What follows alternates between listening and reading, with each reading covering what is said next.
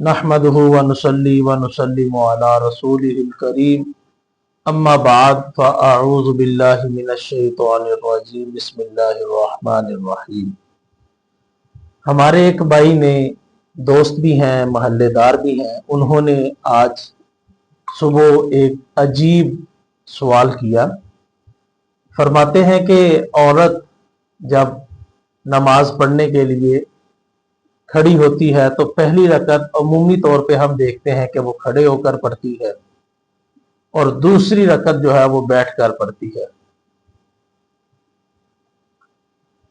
नमाज के फराइज में से एक फर्ज है क़याम, यानी फराइज जो है उसको खड़ा होकर पढ़े। अगर खड़े होने की ताकत रखता है, यानी कोई तिब्बी मसला नहीं है, मेडिकल का इशू नहीं है, चाहे मर्द है चाहे औरत है, उसके लिए फर्ज नमाज खड़े होकर पढ़ना लाजमी है। क़याम जो है वो नमाज के फराइज में से एक फर्ज है। अगर किसी को शरई उज़र है, मेडिकल इशू है, जिस्म में तिब्बी तौर पर कोई मसला है, तो फिर फुक़हा किराम ने इसकी कैटेगरी लगाई कि किसी चीज के साथ टेक लगाकर खड़ा हो जाए या किसी और का सहारा लेकर खड़ा हो जाए, लेकिन क़याम करे। इतनी भी ताकत नहीं रखता तो फिर इरशाद फरमाया गया कि वो जमीन पर बैठकर नमाज पढ़ सकता है।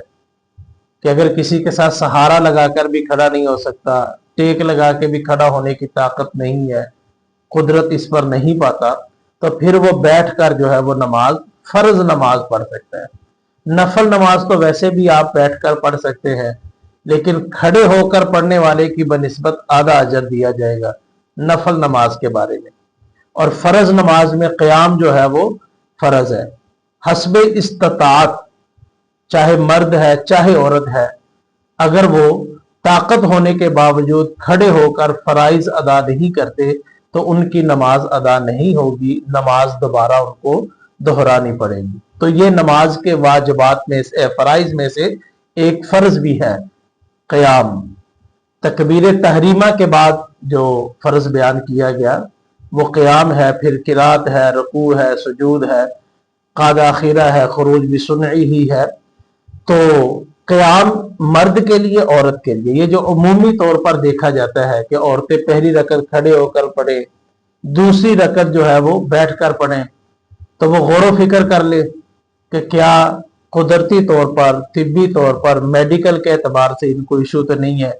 शरीयत इनको एक रकत खड़े और बकिया बैठ कर पढ़ने की इजाजत देती है कि नहीं देती। अगर इजाजत देती है, उलमाए किराम से आप मशवरा कर लेते हैं तो फिर बैठ के पढ़ सकते हैं। अगर शरई तौर पर बैठ कर नमाज पढ़ने की आपको इजाजत नहीं मिलती तो फिर आपके लिए क़याम फर्ज नमाज में जो है वो लाजमी है।